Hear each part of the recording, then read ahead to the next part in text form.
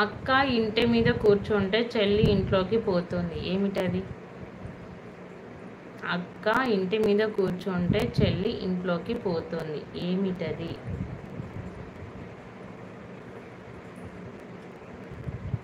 రామాయణం వింటే కొంచెం పుణ్యమన్నా వస్తుంది, అవునా? ఓకే.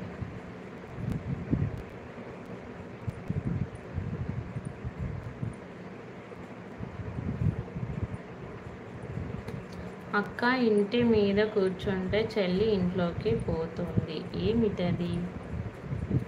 క్లూ ఇవ్వండి. క్లూవా? మనకి పల్లెటూరులో బాగా యూజ్ చేస్తారు వంట చేసుకోవడానికి. అంతే, ఇంకా అంతకంటే మంచి క్లూ ఇవ్వలేను ఇంకా నేను. పొగ కాదు పార్వతి గారు, పొగ కాదు, పొగ కాదు. పల్లెటూరులో బాగా యూజ్ చేస్తారు దీన్ని వంట చేసుకోవడానికి.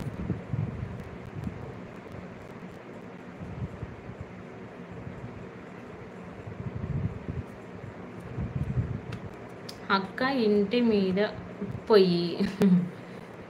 పొయ్యి, కానీ ఇంకొకటి ఉంటుంది ఆన్సర్. కట్టెలు కాదు, పొయ్యి కరెక్ట్ ఆన్సర్, కానీ ఇంకొకటి ఉంటుంది ఆన్సర్. పొయ్యి మీద కుండ ఆన్సర్, ఓకేనా?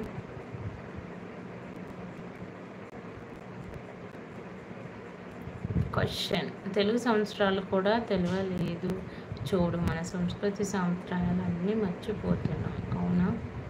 ఓకే. Next question. 2 సార్లు పొమ్మని ఒకసారి రమ్మని పిలిచే కూర ఏది? 2 సార్లు పొమ్మని ఒకసారి రమ్మని పిలిచే కూర ఏది?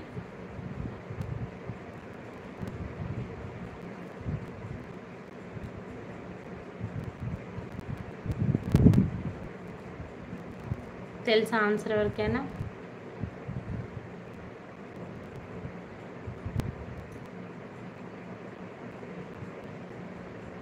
ట్రై చేసాను, నాకు వచ్చాయి, మీరు కూడా ఒకసారి చేయండి అక్క, వస్తుందేమో చూడు.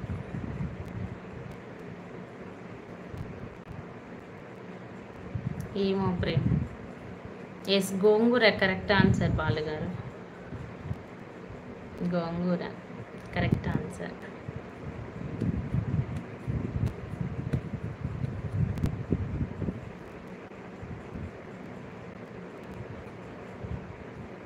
ఓకే, నెక్స్ట్ పొడుపు కథ.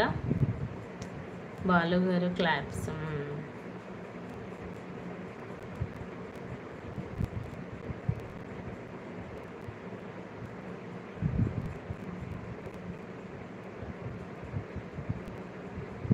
అంతులేని చెట్టుకు 60 కొమ్మలు, కొమ్మ కొమ్మకు 1,000,000 పువ్వులు, ఆ పువ్వుల్లో 2 కాయలు, 2 కాయలు, ఏంటది?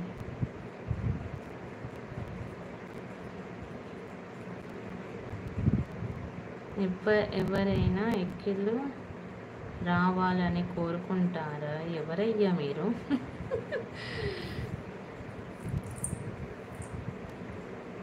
ఎస్, ఆకాశం, చుక్కలు కరెక్ట్. చంద్రుడు, సూర్యుడు, yes correct. Okay, next question. నేను అన్నీ అంతకుముందు అడిగినవి అడుగుతున్నాను, పార్వతి గారు చాలా గుర్తుపెట్టుకున్నాను. అడవిలో పుట్టాను, మదరింట్లో మెలిగాను, బంటి నిండా గాయాలు, కడుపు నిండా గేయాలు, ఏంటది? గడప కాదు, గడప కాదు. అడవిలో పుట్టాను, మెదరింట్లో మెలిగాను, వంటి నిండా గాయాలు, flute. Yes, flute correct answer. Answer వచ్చేసినాయి పార్వతి గారు, బాగాలేకపోయినా చెప్పేస్తున్నారు మీరు, సూపర్.